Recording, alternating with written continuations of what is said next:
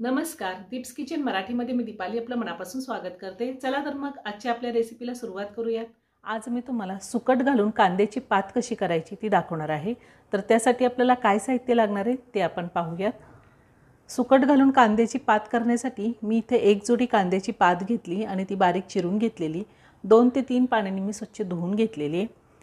सुकट घेतली आहे, 1 वाटी सुकट आहे आणि ती सुद्धा स्वच्छ निवडून घेतलेली आणि 2 ते 3 पाण्याने स्वच्छ धुवून घेतलेली। सुकटमध्ये रेती असते त्यामुळे 2-3 पाण्याने स्वच्छ धुवून घ्यायची। अर्धा चमचा लाल तिखट घेतलेले, अर्धा चमचा चिकन मसाला घेतलेला आहे आणि चवीनुसार मीठ लागणार आहे। जर चिकन मसाला नसेल, मटन मसाला अर्धा चमचा वापरला तरीही चालेल आणि दोन्हीही चिकन किंवा मटन मसाला दोन्हीही नसेल तर नुसती लाल तिखट घालून सुद्धा तुम्ही कांद्याची पात करू शकता। आणि भाजी करण्यासाठी आपल्याला तेल लागणार आहे। मी गॅसवर कढई ठेवली, त्यामध्ये 1 चमचा तेल घालते। मी इथं लसूण वापरलेला नाही आहे। तुम्हाला जर लसूण आवडत असेल तर लसणाच्या 4 किंवा 5 पाकळ्या घ्यायच्या आहेत आणि त्या टेचून तेलामध्ये ह्या टायमिंगला घालायच्या आहेत। आता आपण कांद्याची पात घालूया।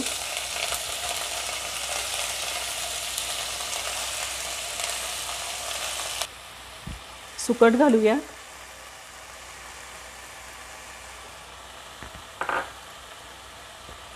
त्यातच आपण लाल तिखट घालायचे आणि चिकन मसाला पावडर।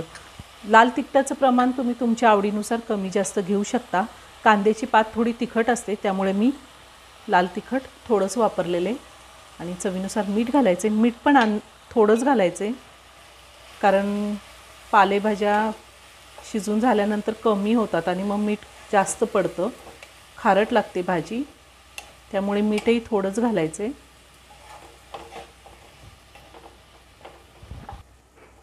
ही भाजी छान मिक्स करून घेतलेली। आता आपल्याला झाकण ठेवून भाजी 5 मिनिटं शिजवून घ्यायची आहे। मी भाजीमध्ये पाणी वापरलेलं नाही आहे, आपण भाजी तेलावरतीच वाफवून घ्यायची। मी गॅसची फ्लेम मीडियम ठेवलेली आहे। आपल्याला मीडियम फ्लेमवरती भाजी 5 मिनिटं शिजवून घ्यायची आहे। ही भाजी पटकन शिजते, जास्त वेळ लागत नाही। 5 मिनिटं झालेली आहेत, आपण भाजी चेक करूयात।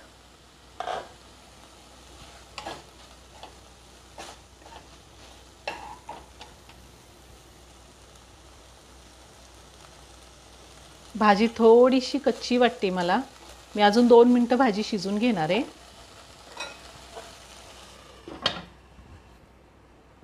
2 मिनिटं झालेली आहे, आता आपण झाकण काढूया।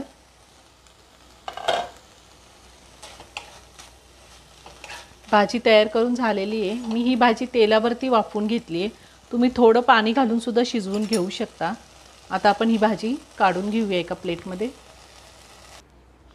सुकट घालून कांद्याची पात तयार करून झालेली आहे। सुका बोंबील मसाला म्हणजे बोंबीलची चटणी कशी करायची ते दाखवणार आहे। तर त्यासाठी आपल्याला काय साहित्य लागणार आहे ते आपण पाहूयात। बोंबीलची चटणी करण्यासाठी मी इथे 6 बोंबील घेतलेत। ते स्वच्छ करून असे बारीक तुकडे करून घेतलेत आणि बोंबील मी गरम पाण्याने 2 ते 3 वेळा स्वच्छ धुवून घेतलाय। गरम पाण्याने धुतल्यामुळे बोंबीलचा उग्र वास कमी होतो आणि त्यामध्ये माती असेल तर तीही निघून जाते। 3 मीडियम साईजचे कांदे मी बारीक चिरून घेतलेत। एक मोठा टोमॅटो मी बारीक चिरून घेतलाय। थोडी कोथिंबीर मी स्वच्छ धुवून बारीक चिरून घेतली। पाव चमचा हळद, 1 चमचा काळं तिखट, अर्धा चमचा लाल मिरची पावडर, चवीनुसार मीठ आणि आपल्याला भाजी करण्यासाठी तेल लागणार आहे। गॅसवर मी कढई ठेवली, त्यामध्ये मी 2 चमचे तेल घालते। 2 मोठे चमचे तेल घातले। आता आपल्याला बोंबील तळून घ्यायचं आहे। मी ह्याआधी सुद्धा बोंबीलची रस्साभाजी कशी करायची ती दाखवलेली आहे आणि त्याची लिंक मी डिस्क्रिप्शन बॉक्समध्ये सोडली। बोंबील आपल्याला चांगला परतून घ्यायचा आहे। साधारण मी 1 मिनिट बोंबील चांगला तळून घेणार आहे।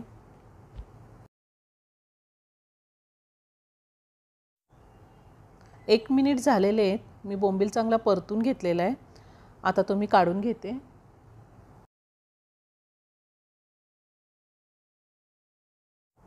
आता मी ज्या तेलामध्ये बोंबील तळून घेतलाय त्याच तेलामध्ये कांदा परतून घेणार आहे। आपल्याला बोंबीलची चटणी करण्यासाठी कांदा थोडा जास्त लागतो। आता हा कांदा थोडा लाल होईपर्यंत मी परतून घेणार आहे।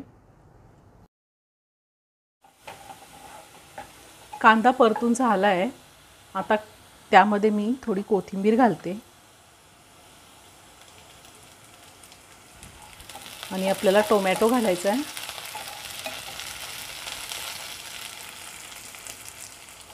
तुमच्याकडे जर मोठा टोमॅटो नसेल 2 लहान टोमॅटो जरी चिरून घेतले तरी चालेल.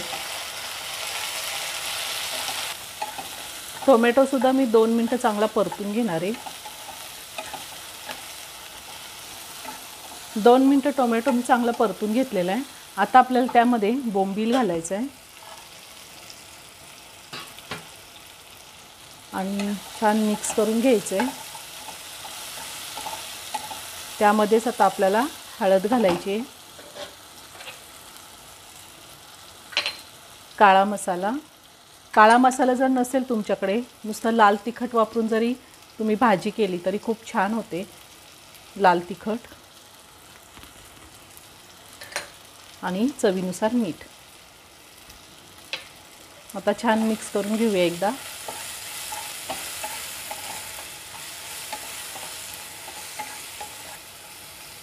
आता आपल्याला यामध्ये पाणी घालायचं आहे.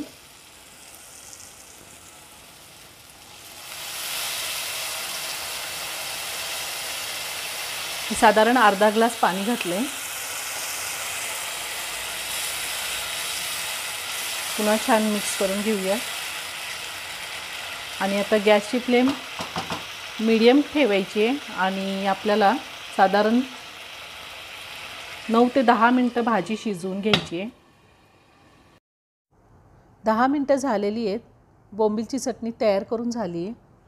आता मी त्यामध्ये थोडी कोथिंबीर घालते आणि पुन्हा मिक्स करून घेऊयात.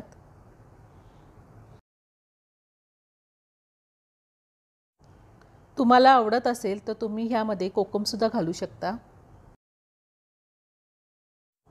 मी आता चटणी एका प्लेटमध्ये काढून घेते. तयार झाला सुका बोंबील मसाला म्हणजेच बोंबीलची चटणी. तुम्ही नक्की करून पहा, खूप छान लागते. व्हिडिओ आवडला असेल तर व्हिडिओला लाईक आणि शेअर करायला विसरू नका.